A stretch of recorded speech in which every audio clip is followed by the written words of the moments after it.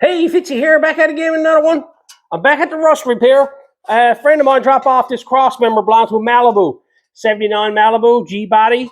The Crossmember was rusted out, and I had to make up some pieces for it. So I'm going to take you guys along and show you how to make the sections for here. And also I got some cool homemade tools at the end of the video to show you how to make. Stick around.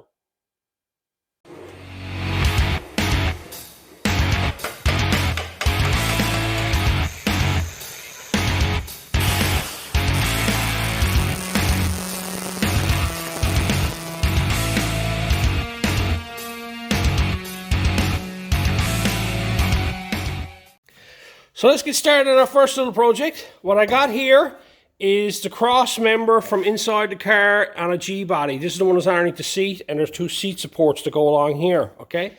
A few months back, I helped a buddy of mine do the floor pans and everything, get it all done, and this Crossmember has to go in. He was waiting on seat braces. He couldn't get this one, but he could get the seat braces that mounts the seat to. It's a bench seat car, and he wants this repair, and you can see I got a bit of rust here. He got some holes that he's after doing where he drilled them out for spot welds. I'm going to clean them up, and same with down here. It's not a lot, but it's got a bit of rust here. You can see I'm going to have to make a piece now, cut this out here, make up a little piece to go in here. So we're going to make a piece for here, and we're going to weld everything up. But the first thing I'm going to do is I'm going to sit down, I'm going to give this a quick clean up. Would have been nice if it was sandblasted, well, anyway. I haven't got a sandblaster here, and this is a quick cleanup. This car is what you call a driver. The guy who got it a while on, he drives tires off it, and he just wants to make everything nice and solid. So I'm going to go ahead and clean this up now and see what we got to repair on it, and we'll start there.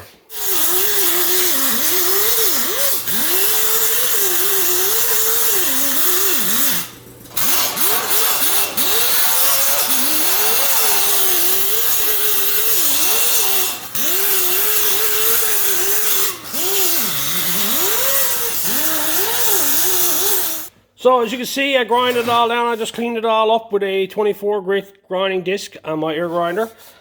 Just wanted to give it a clean up, wanted to go through it, see where everything was thin, where it was solid. We're not going to worry too much about all the pitting and stuff like that, because it's only a driver. It'd be nice if we could have this all sandblasted and do all that, that'd be fine. But for this customer, he's quite happy just to get the rust out of the way and gone, okay? There's different processes of repairing cars. Sometimes you don't need to go so full in depth because you're not like fully restoring the vehicles. Other times you're just making it strong so the customer can basically make it last for the customer, okay? Now, I've talked about this before. Everybody talks to me about getting paint inside of items, okay? This is off a 78 Malibu that's been in Newfoundland. I'm willing to say its entire life.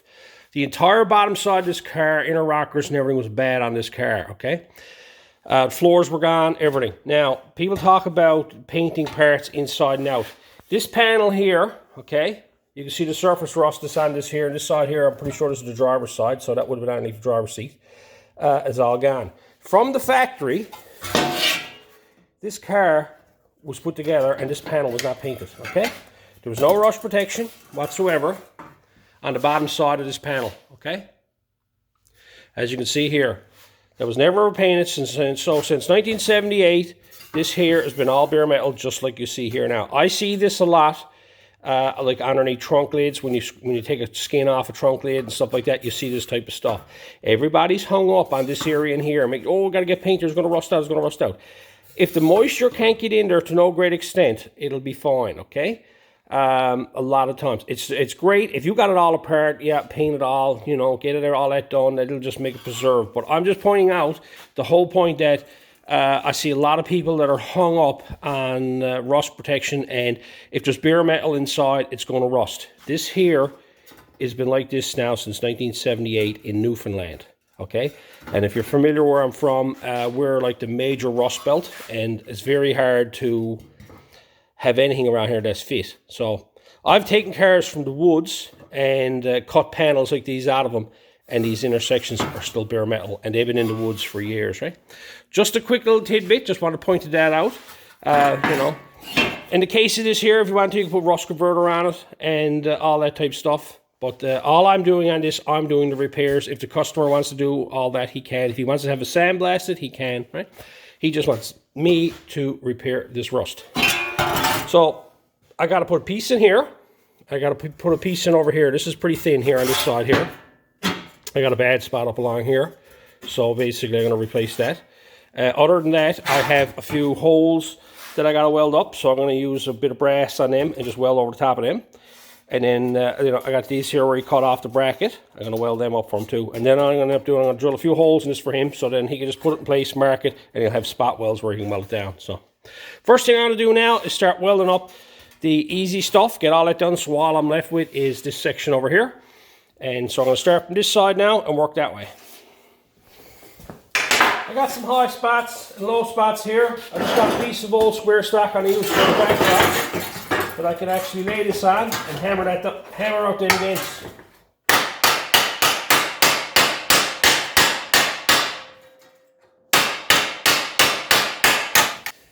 Now to weld up the holes and a few cracks and everything in it, I got a pair of these vice grips here.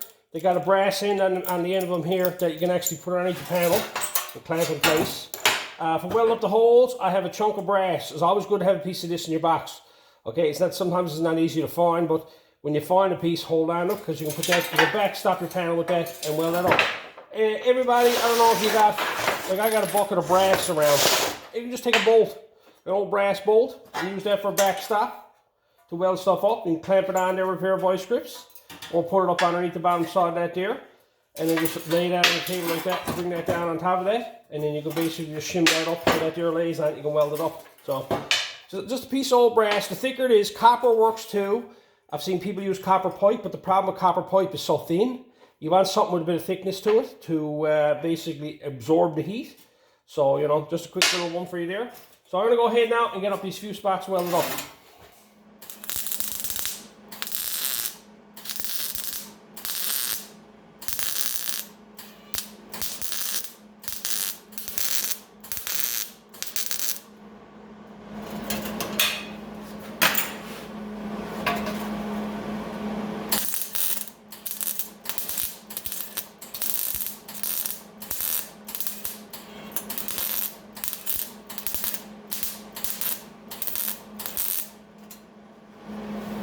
All I'm doing is I'm working my way around the hole to give strength to the outer edge so that I can weld the center up.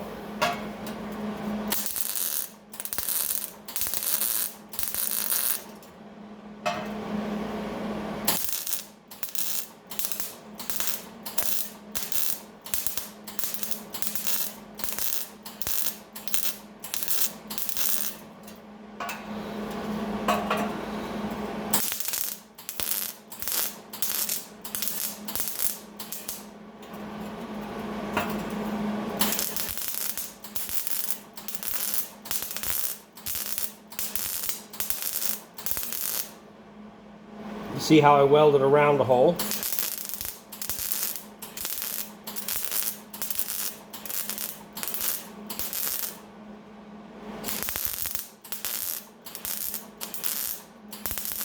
I'm not really worried about warping this here because where it's a cross member and it's all structural there and it's pretty heavy. If this was on an outside panel, you would have to cool it.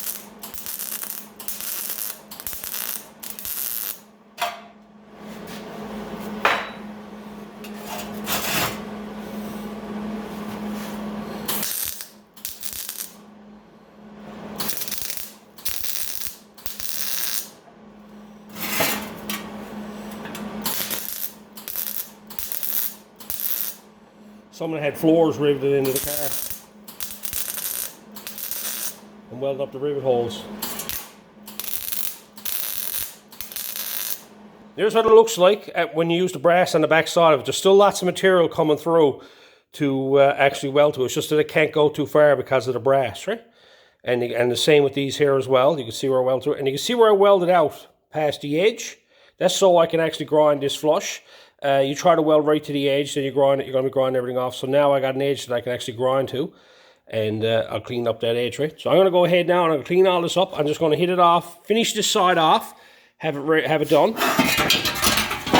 so that I can actually, you know, concentrate on the other side. So I'll do all the little things first and get it all dressed so this side is done. So I got all that grind up.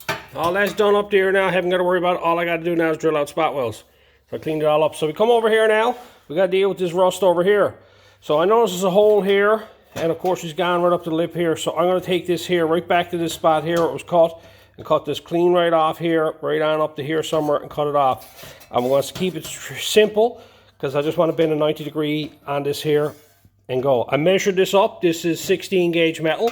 I found a piece of 16 underneath the bench. So I'm going to use that. This here is pretty well straightforward. It's just that we have this indent over here. If you look up here, you can see the indent. I say it's probably set up for the floor pan. There's one here and one here. So I'm going to have to put this little indent back into the section over here, and it's on the opposite side of this side here. So what I'll do is I'll go ahead and all I'm going to do is take a piece now that's about this long here, a little bit longer than this, and I'll make it oh so wide. I'm not going to be concerned about fitting it perfect and making it fit in there perfect or whatever. I'm just going to make a 90 degree piece from this here that is long enough. Okay, I got the piece cut out. It's longer than what it needs to be to go along here, and basically and it's a bit wider. So I'm going to bend this up now, and if you notice there's a roll on this here, there's not a real sharp bend on it, so I'm not going to bend it to break. I have this piece of 2x2 here, just got a roll edge on it. This is the roll I'm going to use. I'm going to mark it out. It's 1.1 inches. And I'm going to put that there and just use a couple of old scrap pieces, clamp two of them together like that, tap that down along there. I'm going to clamp this to the table, and that'll be my little makeshift brake. So, you know, you don't always need fancy tools, okay? So I'm going to go ahead now, get that set up, and get that bent over. Okay, I got the 2x2 clamped to the top of the bench. Then I marked out the piece of steel and laid that in place, 1.1 inches, 1.1 inches. And I got that marked on the edge of it, so when this bends over, this will be 1.1 inches long. Then I went and laid this in place and clamped a piece of angle iron on top of it using my C-clamps here, the vice grip ones. Now, if you've got these style, you can use them as well. I just prefer these because I got a lot of them here, right? Now, when it comes to bending over metal freehand, don't go bending this entire corner down flush, okay? Work the metal along, slowly bend it over.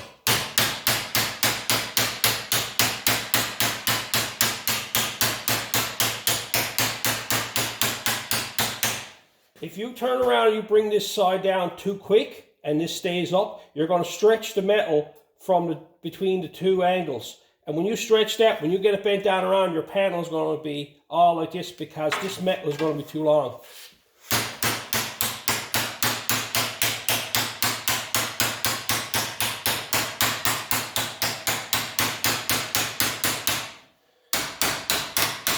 As you can see, the metal I'm using to make the brake out of was just rusty old steel.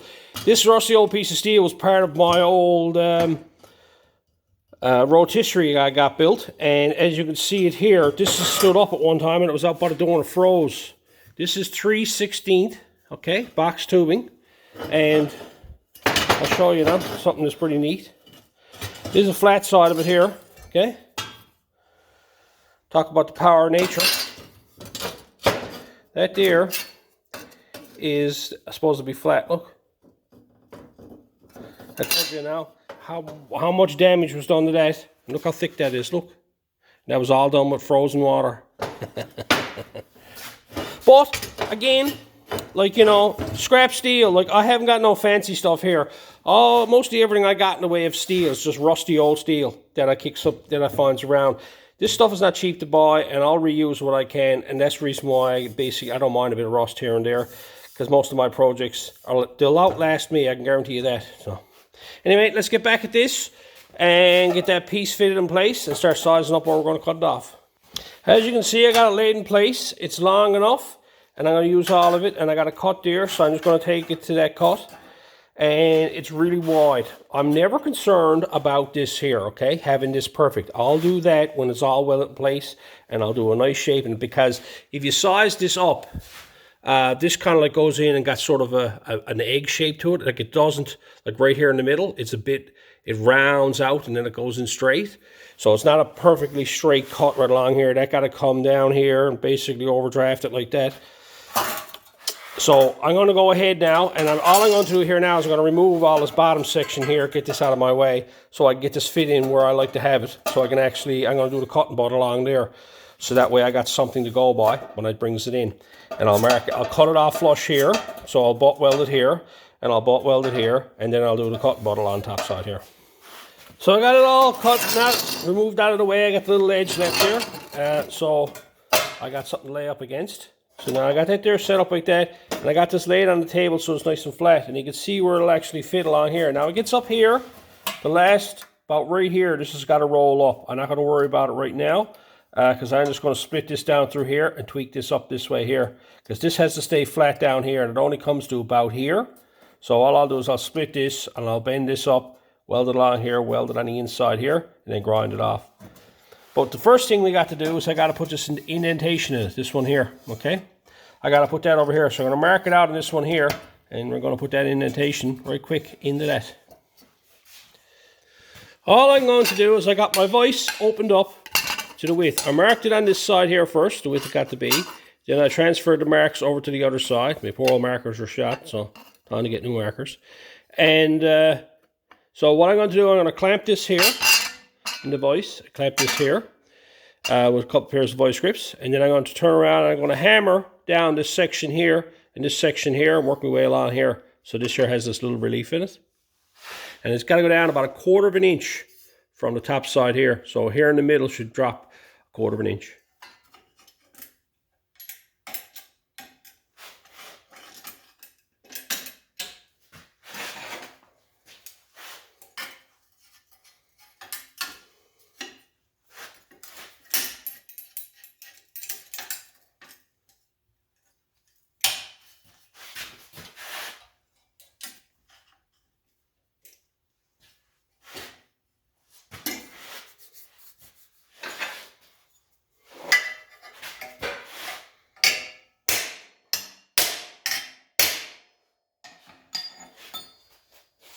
That's hard on the hands. Put a glove on, Tony.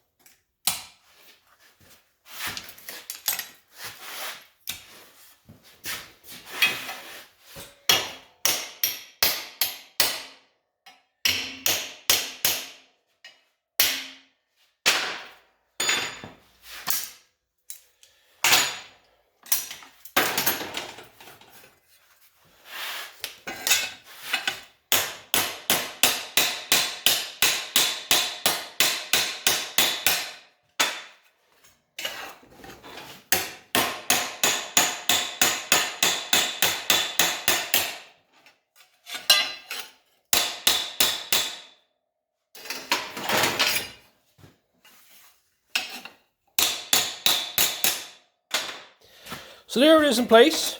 I had it dollied up a bit because it had a bit of a twist in it. I just hammered and dollied it for a little bit. Wasn't much to it. Just had to get it nice and straight so it fit in there nice. So I got that fit in there now, and that lines up with the other side over here with that. So all I'm going to do now is I'm going to weld it on here and tack weld it across here.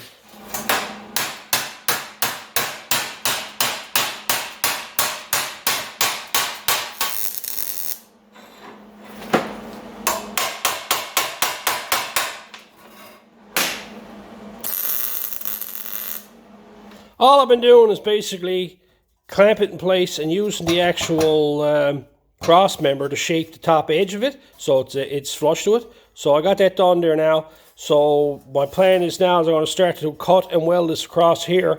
So I got that welded, and then I'll work this edge here, and then I'll work this section up here. I'm going to come to about right here and stop. So I'll get all this welded in place and get all this done down here, and then I'll start working on that up there.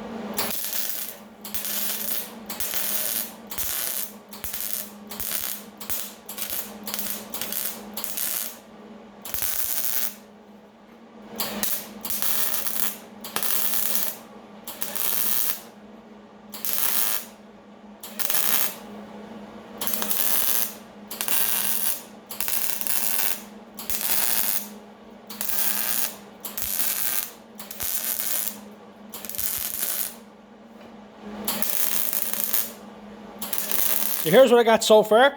I got everything down here. I got the cutting button on all this up here, and I got all this welded up solid here now. So that's done. So now I can start working this end down here because all this is solid. I'm going to work this now so I can bring this up a small bit just by bending it here and having so this tweaks up, and then I'm going to cut it and split it so that fits up through there.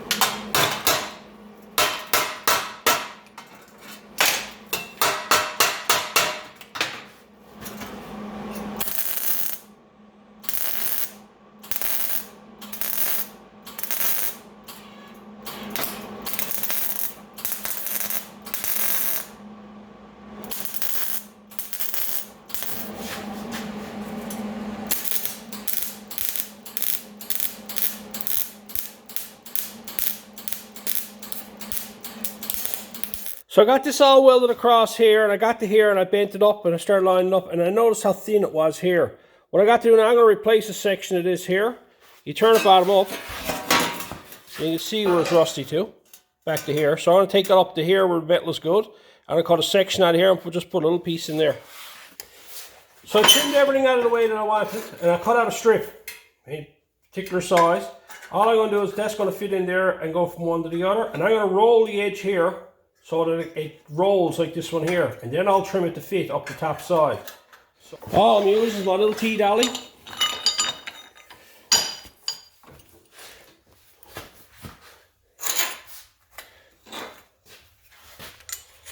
I'm just going to roll that over there.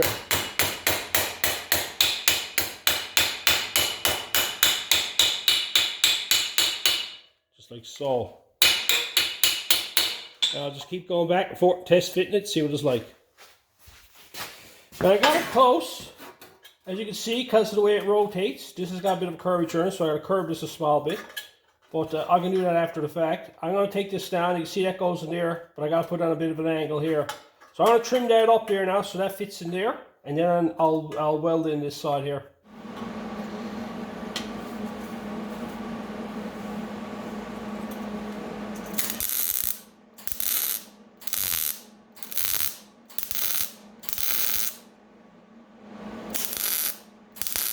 I'm usually never ever concerned about the perfect fit on all four corners. There's a lot to get into. The tighter inside corners, that's what I'm going to fit. Now I'll dolly this up here to fit here. When I get that done, I'll weld that. And then I'll come over here and I'll dolly that and trim that and make that fit there.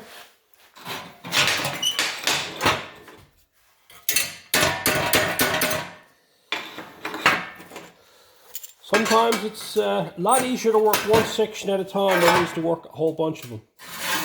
That there fit pretty good, look.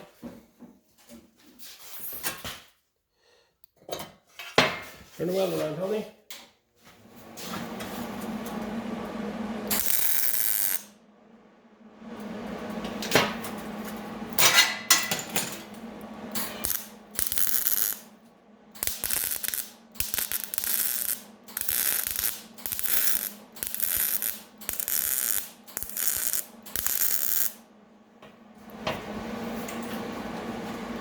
Sometimes you can make your patches look pretty crude looking. Don't ever be concerned about it, because you know, it'll all come together afterwards.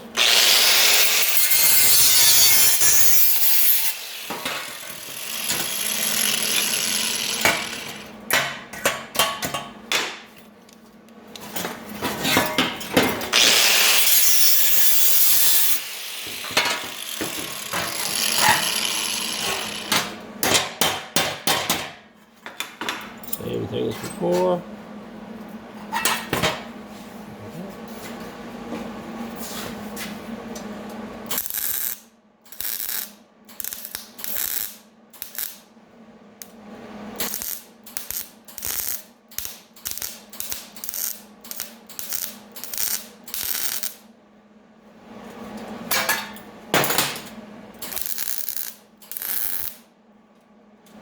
Now, don't that look lovely?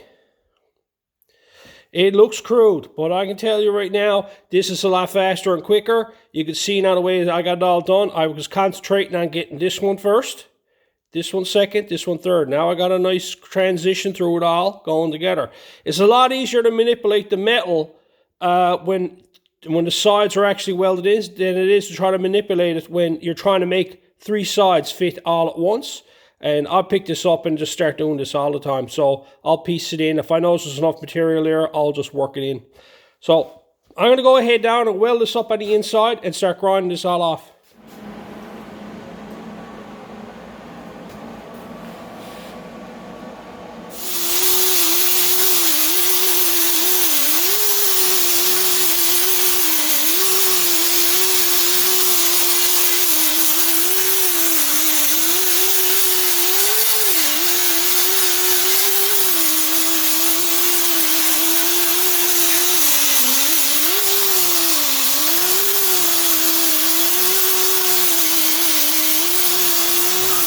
So I went ahead and grinded it all up, as you can see. Shaped that up there a little bit. And you can see now it's still all stuck off all over the place, right? It's not too far here. But what I'm going to do now, since I got all that done, I'm going to trim that off. I went ahead then, and I went over here and I done this piece over here. I cut the piece out, put a piece in it, welded it all up, dressed it, and I cut it in so it fit the way the other side went, and then flowed it all in. I figured I'd get that done out of the way. So the last thing I got to do now is I got to cut this off here and shape this in here. So let's get that done now. Now up here you can actually see the way it goes. It goes thin, gets wide here, and it steps in. Then it's not as narrow here. You can see it on both sides, right? It's wider here than it is here on that notch, and then it steps in again on the notch itself where it indents to. So I'm just going to come down here now and I'll put a piece of tape right along here, cut a straight line right along down through here, and just cut it off. And then I'm just going to trim it back as I'm going, because I got to notch this here, and then this side here has to be cut back a little tiny bit more. So let's get that cut off now.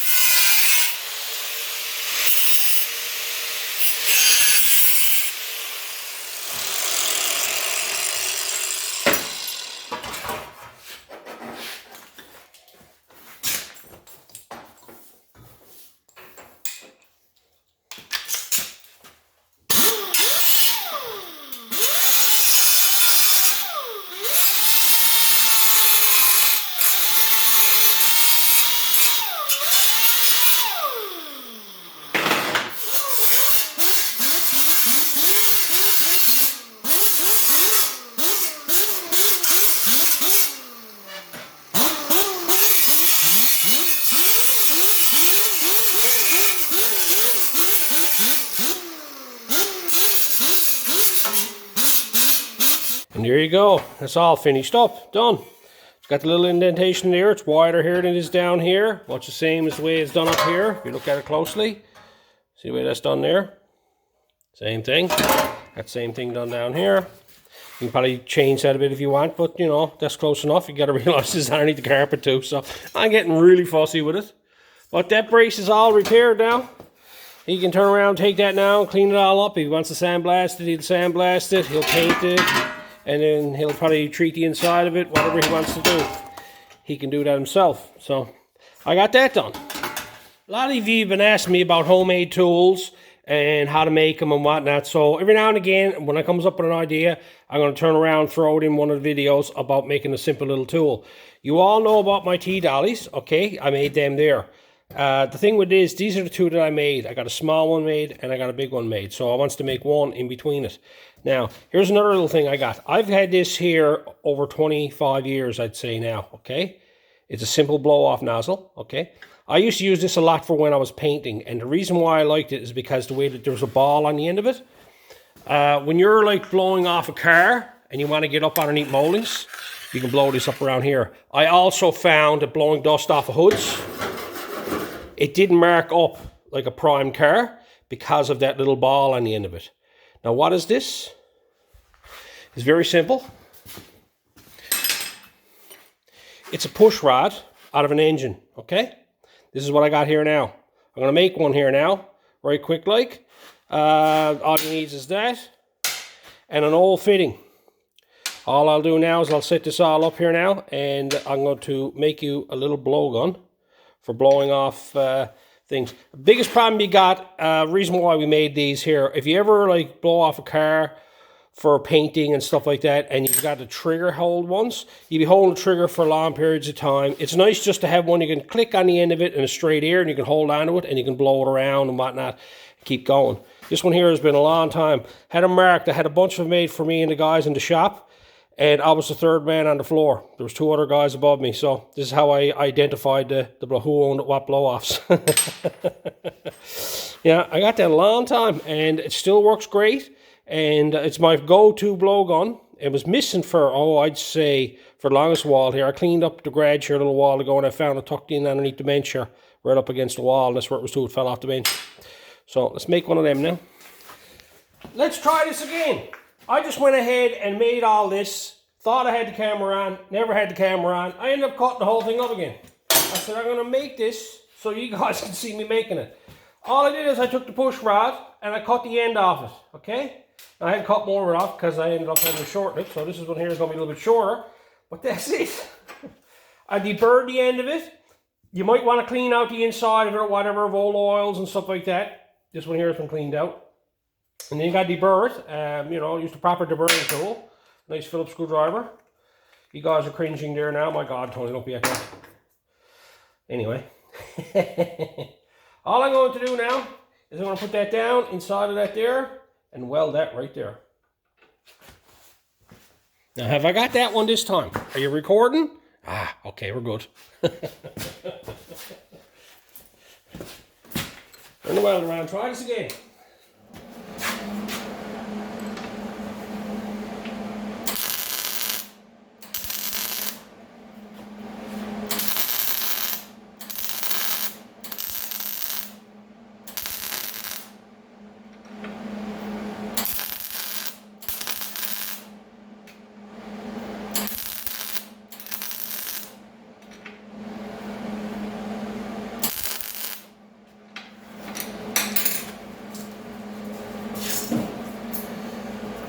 Now, let that cool, and I'll clean up that end of it there now. I'll use a blowgun to cool off my blowgun.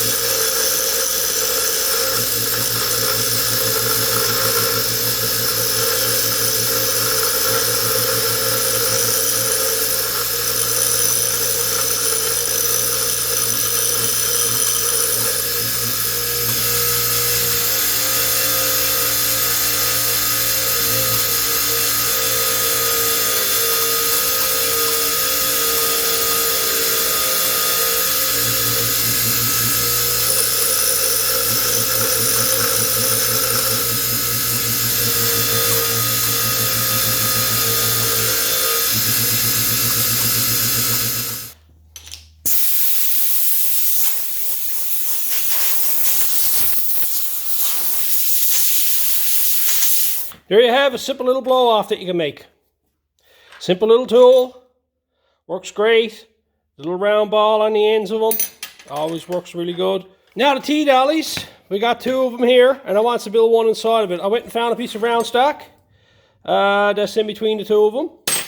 So I got that here. You can use anything. That's a big old bolt. If you want to use that, you can cut that off there. Cut that off there and round the ends of it. Weld a flat bar on it, and you'll have a neat little tool. But now you need flat bar, right? We're going to get flat bar till you haven't got it. Well, here's I got a piece of flat bar right here, look, on that piece of angle iron. I'm going to color a nip of that off there now. Probably just trim that off there, and I'll use that for my end.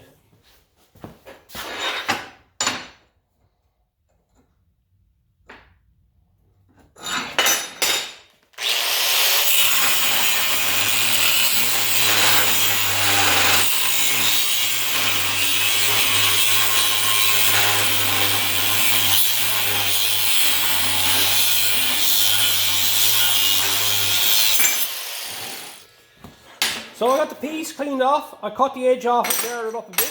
I think I'll just give that a quick clean up. That's my handle.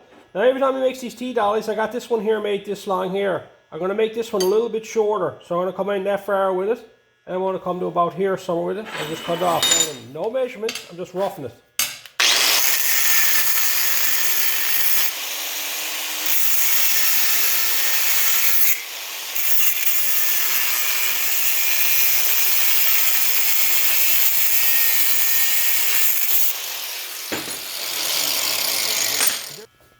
I'm just going to chuck this up in the lathe here now.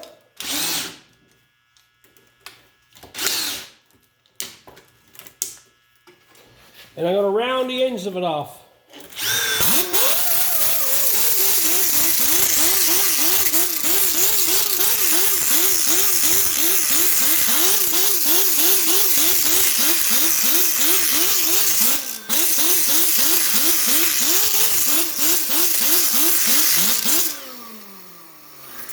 One in.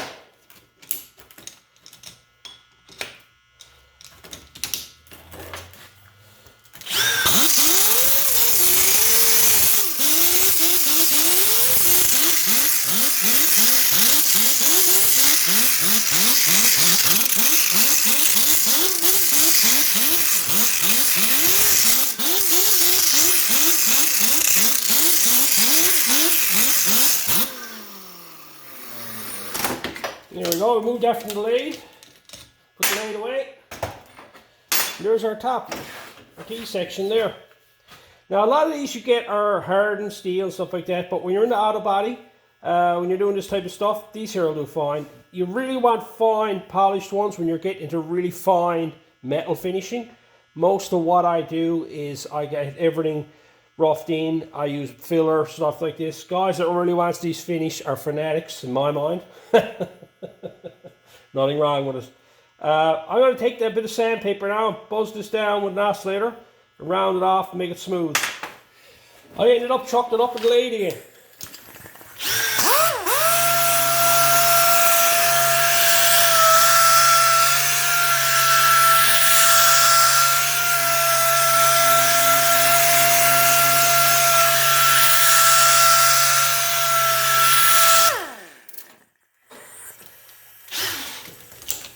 All this is a bit of 100 on the stick it. On the oscillator, 100 sandpaper.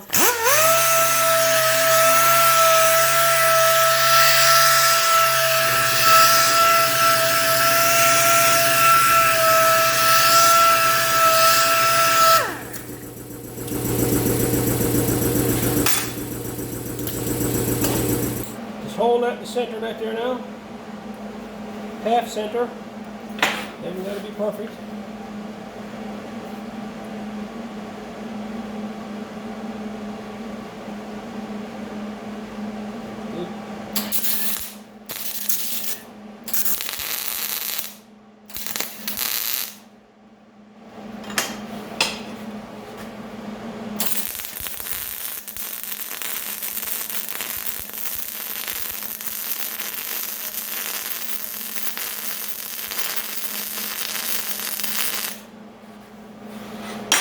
That was galvanized. I don't like that.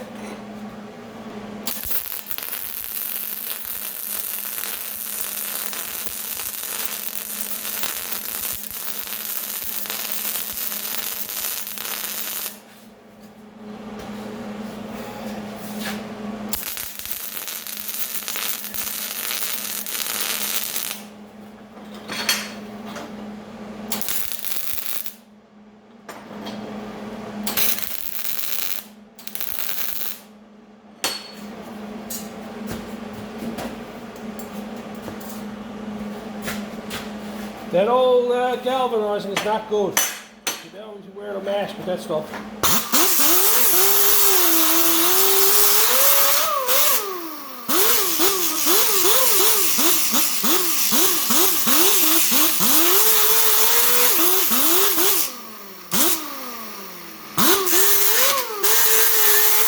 So there you have it. I have another T-dolly. If you're not familiar with these, use these for shaping metal. You clamp them in your vise, like so. Clamp them in that like that there, and then you take your metal, and you can take your metal and put on that there, and then you can roll your edges, like you wish to. If you want to round out an edge or whatever. They're great little tools to have, simple to make. You can make them all sizes. I want to make a bigger one again than this. Anything smaller than that, I haven't really used that one a lot. I use it a bit. But I've always found sometimes it'd be nice to have one a little bit smaller than this, and it'd be nice to have one a little bit bigger. I'm going to wait till I find a bit of rod, solid stock that is bigger on the round. And like this bolt is close, but I think I like to go a little bit bigger with it. That's pretty well close to that. I like to go a little bit bigger than that bolt to make one. So, but anyway, another little simple tool. And there you have it. A little bit of rust repair and a few homemade tools. You guys now have been following me along. I've been doing a lot of work on the Mustang lately, and I haven't done much in the way of fabrication work, so I figured about time I did some rust repair and fabrication work. You guys are getting a bit antsy and likes to see me welding up the rust. Anyway, I had that Crossmember show up, and I figured now is a good time to get some metal repair done. So I just took a few hours here this morning now and got this here all straightened away. Made you guys a couple of simple little tools that you can put in your toolbox and use. And I hope you enjoyed it. I hope the tips were good. And until next time.